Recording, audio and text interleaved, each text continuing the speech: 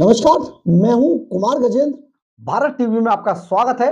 हमारे एक दूसरे social media platform podcast with Kumar Gajendra में भी आपका स्वागत है, जहां आप हमें सुन सकते हैं।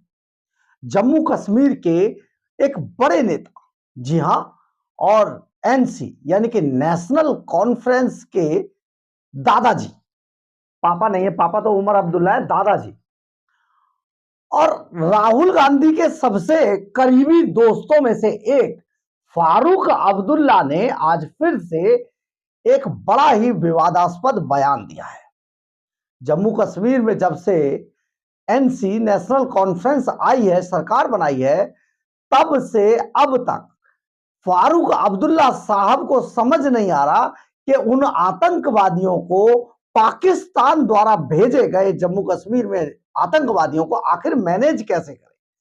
क्योंकि इन्हीं आतंकवादियों को लेकर तो फारूक अब्दुल्ला साहब बस बार बार बयान देते रहते थे। देखिए, इनको जो है, पाकिस्तान से बात कीजिए, खून बह जाएगा, नदियां चल जाएंगी, क्या क्या हो जाएगा।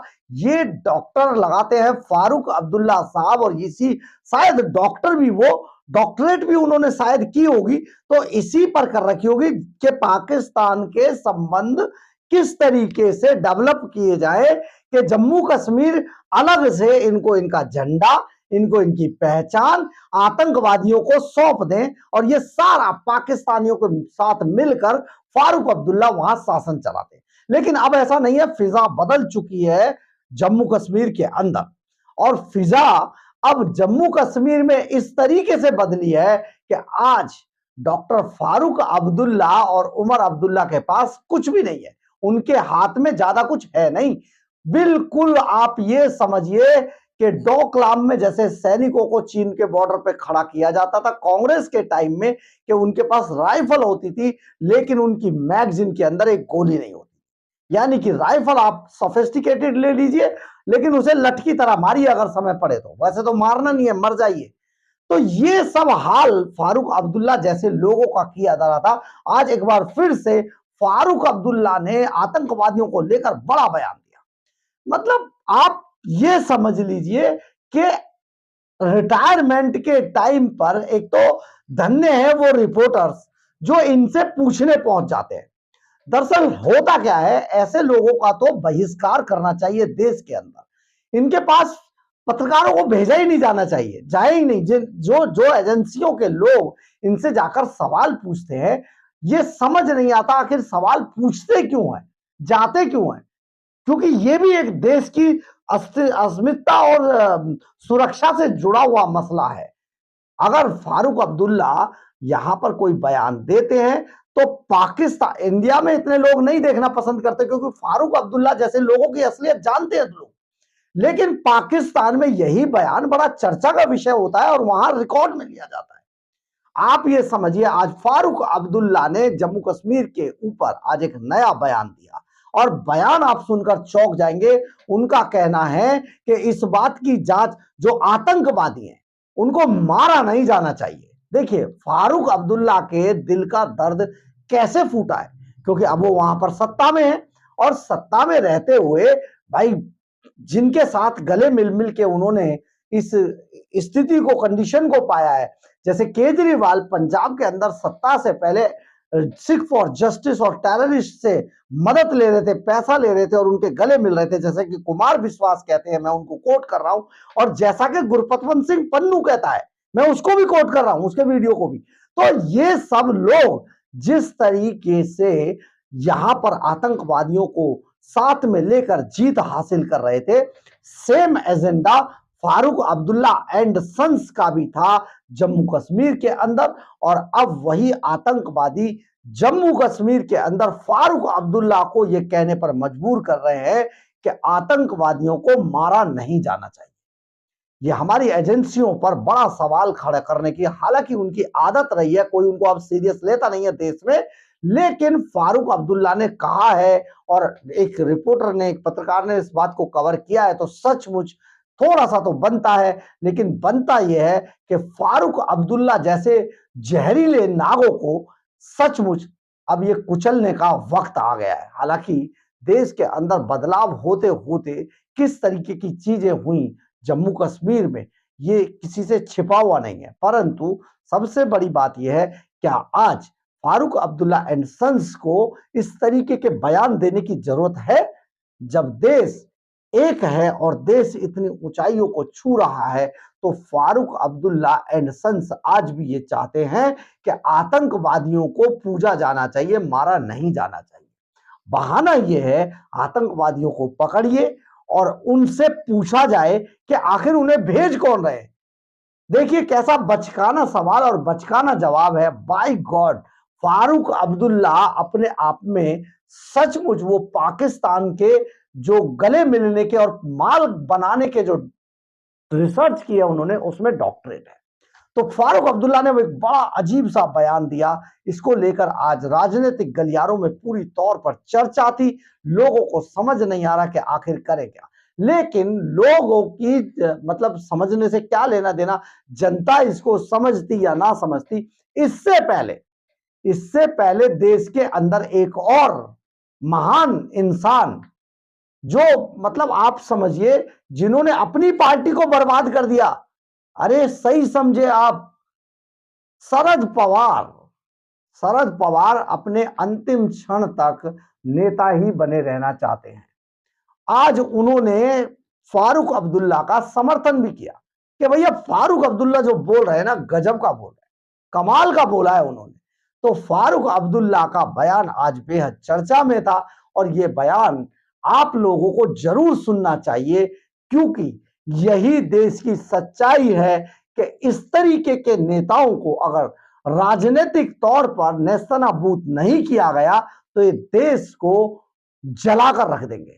देश में जिस तरीके की आग लगाते हैं ना, इनको सचमुच उस जगह पर ले जाकर दफन किया जाना चाहिए जहां पर राजनीति दफन कर दी जाती है। आप ये देखिए कि फारूक अब्दुल्ला ने क्या कहा। बात होनी चाहिए कि ये कैसे है कि हुकूमत आ गई है और ये हो रहा है। मुझे तो शक है कि वो लोग तो नहीं कर रहे हैं जो इस गवर्नमेंट को डिस्टेबलाइज करने की कोशिश कर रहे हैं। नहीं तो क्यों नहीं पहले हो रहा था, आज क्यों, क्या वजह है? इसकी इंडिपेंडेंट इंक्वायरी होनी चाहिए। हाँ, ये सब एक क्राइसिस पैदा करने की कोशिश कर रहे हैं। इस वक्त खानियार में भी अनफॉर्चुनेटली एनकाउंटर। हाँ, अगर वो पकड़े गए ना जो ये कर रहे हैं, पता लगेगा कौन कर रहा है। मारना नहीं चाहिए उनको पकड़ना चाहिए और पकड़ के उनसे पूछना चाहिए कि कौन उनके पीछे है।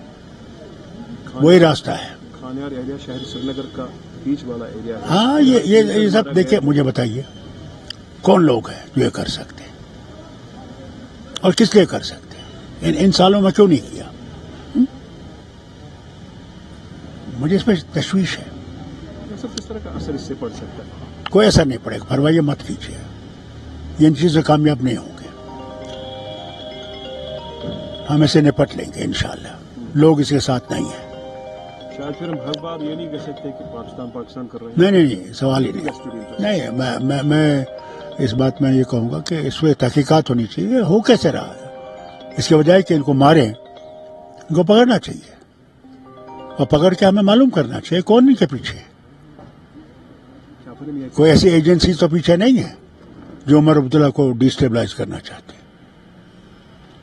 तो हम कह सकते हैं कि प्रेजेंस ऑफ मिलिटेंसी दिखाने की कोशिश की जा रही है। हो सकता है, मगर मिलिटेंसी है ही नहीं, अभी तक थी नहीं, अब कहां से आ गई? हाँ, यहाँ तो नॉर्मल सी है, हर तरफ लोग आराम से जा रहे हैं, काम कर रहे हैं, सब ठीक है, टूरिज्म चल रहा है, शुक्र है अल्लाह का। 2 ही दिन पहले गवर्नर साहब ने बताया था कि पंचायती इलेक्शंस की भी जी अब तैयारी है, वो भी होने वाले हैं। हम लोग तैयारी कर रहे हैं उसके लिए। Panchayat, town area committees, municipalities, इनका इलेक्शन आएगा, हम लोग तैयारी कर रहे हैं। लेकिन उससे पहले स्टेटहुड होना लाजमी है, क्योंकि गवर्नर साहब ने कहा था जब एनसी ने बाइकआउट किया था उस फंक्शन में जाने, बोला एटलीस्ट अभी तक सबको मानना चाहिए जम्मू कश्मीर अभी यूनियन टेरिटरी ही है अभी तक। ठीक है, मगर हम यूनियन टेरिटरी को एक्सेप्ट नहीं करना चाहते। हम सोचते वक्त आ गया कि यूनियन टेरिटरी को खत्म होना चाहिए। एक इलेक्टेड गवर्नमेंट है और स्टेटेड का प्रॉमिस है पार्लियामेंट में भी, सुप्रीम कोर्ट के सामने भी। आपने देखा होगा फारूक अब्दुल्ला किस तरीके से आतंकवादियों को मारने से रोक रहे हैं और कह रहे हैं जी इन आतंकवादियों को नहीं मारा जाना चाहिए। क्या फारूक अब्दुल्ला साहब को यह बात पता नहीं है कि आतंकवादी बम, बंदूक, गोलियां, ये सब चीजें डिपोर्ट की जाती हैं पाकिस्तान से, और पाकिस्तान से आए हुए आतंकवादी यहां पर किस तरीके का कोहराम मचाते हैं जम्मू कश्मीर के अंदर, ये किसी से छिपा हुआ नहीं है। लेकिन अपने ही देश की एजेंसियों को बदनाम करने का इस फैमिली का पुराना ट्रैक रिकॉर्ड रहा है, इसलिए इस पर ज्यादा क्या कहें। देखिए, इसी बात का जवाब देते हुए आज भारतीय जनता पार्टी के सुधांशु त्रिवेदी ने तगड़ा झटका दिया फारूक अब्दुल्ला को। एक बार सुनिए सुधांशु त्रिवेदी ने क्या कहा। जो मजदूरों की दुखद हत्या हुई है उसके प्रति सरकार पूरी संवेदनशीलता के साथ और गंभीरता के साथ जांच भी कर रही है, परंतु यदि फारूक अब्दुल्ला साहब को ऐसा कुछ लग रहा है तो अब उनकी पार्टी अपोजिशन में नहीं है, अब वो सत्ता में है। उन्हें इस प्रकार के कोई भी तथ्य यदि उनकी जानकारी में आए हैं, इनपुट आए हैं, तो उन्हें साझा करना चाहिए। और रही बात उनकी सरकार को अस्थिर करने की, तो अब उन्हें यह समझना चाहिए कि ये वही ताकतें तो नहीं है जिनसे कभी आप सत्ता में आने के लिए गलबहियां करते थे। परोक्ष रूप से आज उन्हीं ताकतों का आपको सामना करना पड़ रहा हो। क्या ये शक सत्य नहीं है कि फारूक अब्दुल्ला साहब क्या क्या बोले थे कि पाकिस्तान से वार्ता होनी चाहिए, हम चीन से भी सब लेंगे 370 रिस्टोर करने के लिए। तो इसलिए मैं सिर्फ उनसे यह कहना चाहता हूं कि राजनीति में देश हित और समाज हित को रख के राजनीति की जानी चाहिए। आप विपक्ष में रहकर गैर जिम्मेदाराना राजनीति करेंगे तो सत्ता में आकर अगर यह बात में कोई भी सच्चाई है तो यह आपके मन का या तो भय है, और अगर सच्चाई है तो आपको ये इनपुट केंद्र सरकार और एलजी के साथ शेयर करने चाहिए। आपने सुना होगा सुधांशु त्रिवेदी ने फारूक अब्दुल्ला एंड सन्स की पोल खोलकर रख दी और उन्होंने सीधे शब्दों में बताया कि क्या फारूक अब्दुल्ला एंड सन्स को नहीं पता है कि आखिर आतंकवाद और आतंकवादी कहां से पैदा किए जा रहे हैं और किस रास्ते से कहां से आ रहे हैं। अगर उनके पास कोई इनपुट है तो ये एजेंसियों को पता है, एजेंसी उस पर काम करेंगी, लेकिन आतंकवादियों को मारना ही, और मैं तो ये भी कहता हूं इस बुरे तरीके से मारे इनको कि सचमुच जो पाकिस्तान से भारत के अंदर एंटर करने वाले आतंकवादी हैं वो थर-थर कांपने लगे। ये बड़ी बात है क्योंकि इन आतंकवादियों की यही सजा है, और इनके आकाओं को भी, चाहे वो यहां पर हो चाहे वो वहां पर हो, उन्हें भी उनके अंजाम तक पहुंचा देना चाहिए। लेकिन सबसे बड़ी बात यह है कि एक और नेता जो जम्मू कश्मीर में रहकर बाकायदा लड़ाई लड़ रहे हैं हिंदुत्व की और कश्मीरी पंडितों की, रविंद्र रैना, अगर आप इनको नहीं सुनेंगे तो शायद ये खबर अधूरी रह जाएगी। आप सुनिए कि रविंद्र रैना ने क्या बोला। कि डॉक्टर फारूक अब्दुल्ला साहब इस बात को जानते हैं, ये आतंकवाद, ये बम, बंदूक, पिस्तौल, गोलियां ये पाकिस्तान से आ रही हैं। पाकिस्तान के कब्जे वाले जम्मू कश्मीर में आतंकवादियों के ट्रेनिंग कैंप्स हैं। आईएसआई और पाकिस्तान की सेना आतंकवादियों को ट्रेनिंग दे रही है, ये जगजाहिर बात है। इसमें किस बात की छानबीन करनी है, इसमें कौन सी जांच पड़ताल है? सारी दुनिया जानती है, खुद डॉक्टर फारूक अब्दुल्ला साहब भी जानते हैं कि जो जम्मू कश्मीर में आतंकवादी हमले हो रहे हैं, जो जम्मू कश्मीर के बेगुनाह लोगों को निशाना बनाने की साजिश और कोशिश हो रही है, ये पाकिस्तान की ओर से हो रही है। इसमें पाकिस्तान शामिल है, इसमें आतंकी संगठन शामिल है। इसमें कौन सी जांच है? हम सबको मिलकर एकजुट होकर हमारी सेना, पुलिस और पैरामिलिट्री फोर्सेस का सहयोग करना चाहिए, साथ देना चाहिए, और आतंकवाद के खिलाफ जंग लड़नी पड़ेगी हम सबको। आपने देखा होगा रविंद्र रैना ने, जो कि जम्मू कश्मीर के नेता हैं भारतीय जनता पार्टी के, उन्होंने भी एक एक करके पूरी पोल खोलकर रख दी पाकिस्तान की। लेकिन आखिर हम फारूक अब्दुल्ला एंड सन्स का क्या करें, जो इस तरीके के बयान देकर हमेशा पाकिस्तान का महिमा मंडन करने से नहीं चूकते। फारूक अब्दुल्ला साहब को कई बार कहा जा चुका है, भारतीय जनता पार्टी ने भी कहा है कि अगर इतना ही पाकिस्तान प्रेम है तो वहीं चले जाइए, वहां पर जाकर राज कर लीजिए, और जो पाकिस्तान का जो दूसरा हिस्सा है आजाद कश्मीर, वहां जाके कर लीजिए, हिंदुस्तान में आपको जरूरत क्या है। लेकिन क्योंकि ये पाकिस्तान के जो संबंध हैं और किस तरीके से यहाँ पर आईएसआई को एक्टिव किया जाए, इस पर डॉक्टरेट किए हुए फारूक अब्दुल्ला अपनी हरकतों से उम्र के इस पड़ाव पर बाज नहीं आते। बहरहाल, अगर आपको हमारी खबर अच्छी लगे तो आप इसे लाइक, सब्सक्राइब और शेयर जरूर करें। कमेंट्स बॉक्स में अपनी राय जरूर लिखें, इससे हमें बहुत बहुत बहुत ऊर्जा मिलती है। जय हिंद, जय भारत।